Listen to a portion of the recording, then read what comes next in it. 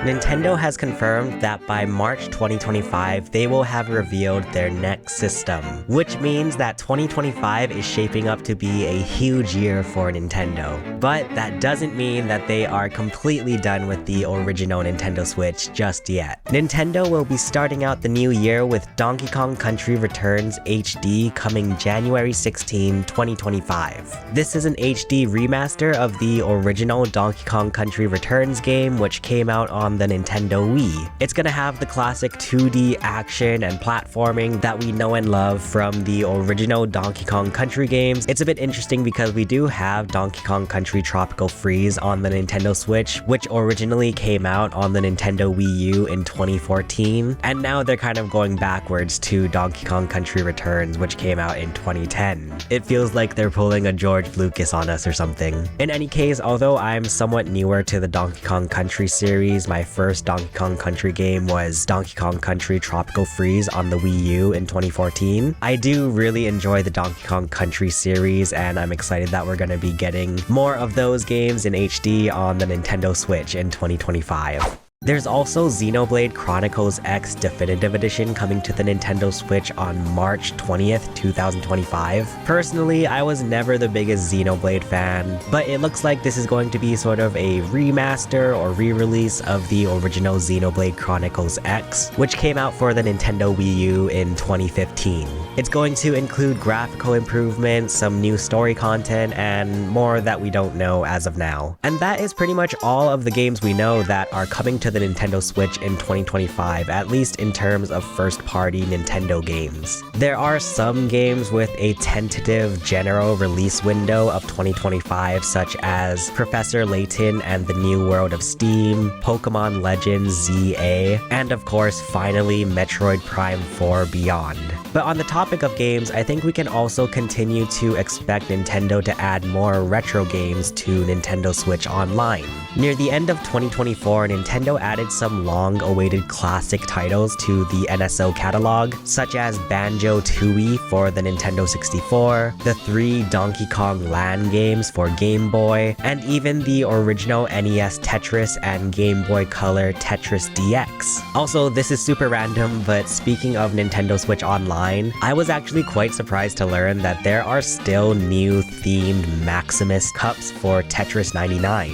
In fact, the last one as of this recording was the 44th Maximus Cup for The Legend of Zelda Echoes of Wisdom. Personally, I didn't know that Tetris 99 was still as big as I guess it may be, so I guess we'll see more Tetris 99 updates, maybe for Mario and Luigi Brothership, or even Donkey Kong Country Returns HD. The other Nintendo Switch Online related updates that I think we'll continue to see in 2025 are additions to the Nintendo Music smartphone app. Honestly, I have to give Nintendo some props here because I was not really expecting them to follow through with updating the Nintendo Music app as frequently as they have been doing. It feels like every week we're getting a new soundtrack from a Nintendo game added to the Nintendo Music app. We recently got The Legend of Zelda Skyward Sword, both the original Wii release as well as the Nintendo Switch HD remaster. There's Wave Race 64, and even Brain Age from the Nintendo DS. So I think that'll be fun to see Nintendo add more of their classic music to the Nintendo Music app in 2025.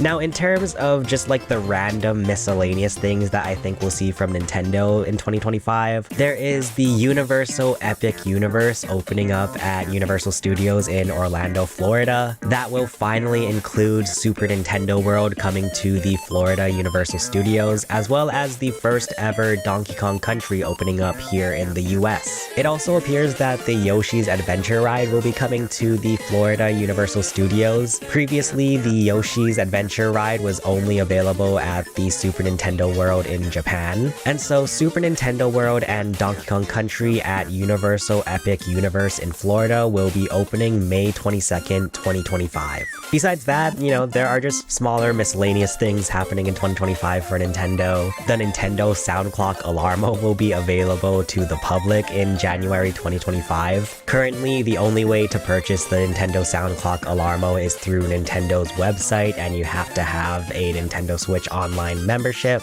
The sequel to the Super Mario Bros. Movie is set to come out on April 3rd, 2026, so maybe near the end of 2025 we might see a trailer or some pictures or something. And there's also the Legend of Zelda movie, which is set to come out sometime in this decade, so maybe we might hear something about the Legend of Zelda movie this year, but I guess we'll see. But the big boy Nintendo thing that is coming in 2025 is, of course, well, I already said it, the Nintendo Sound Clock Alarmo is coming out in January.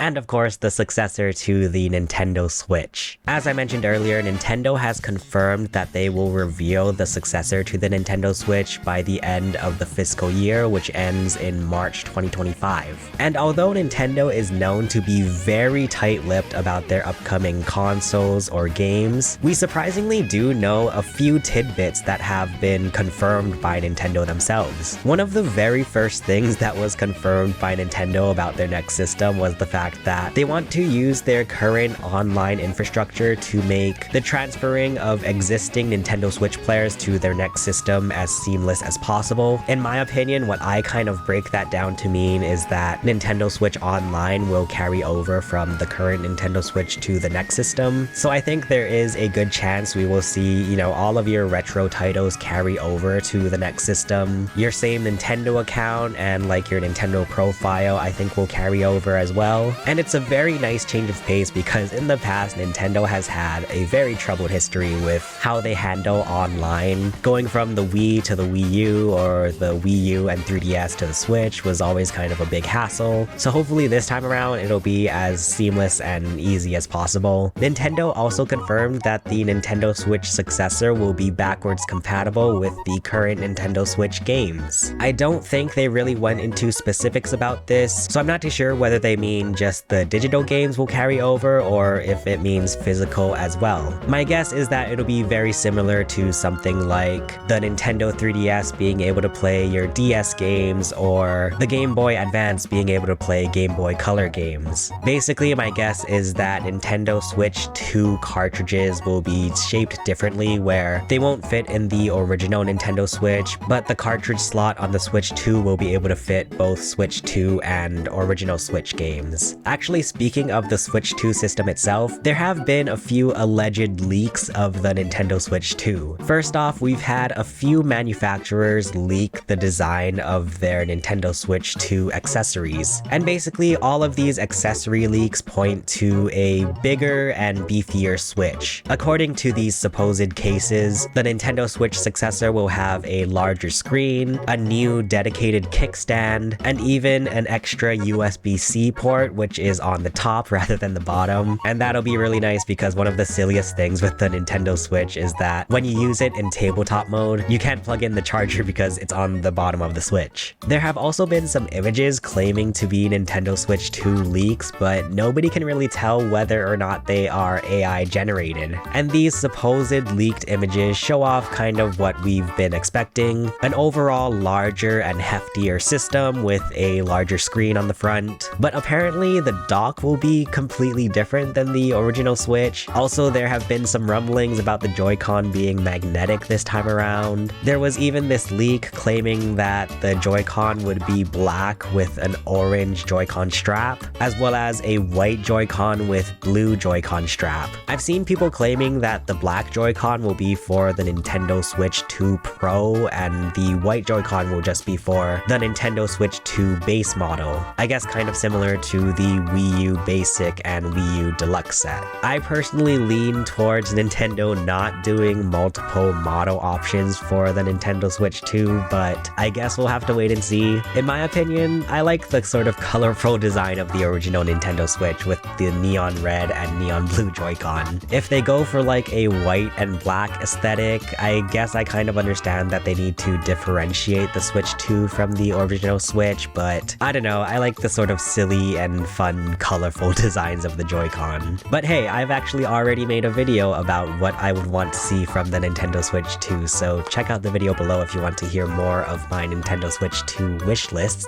Let me know in the comments what you guys are most excited for from Nintendo in 2025. Happy New Year to all of you. Thank you so much for watching this video, and thank you so much to our members. My name is Chase, and I will see you guys again soon. Bye.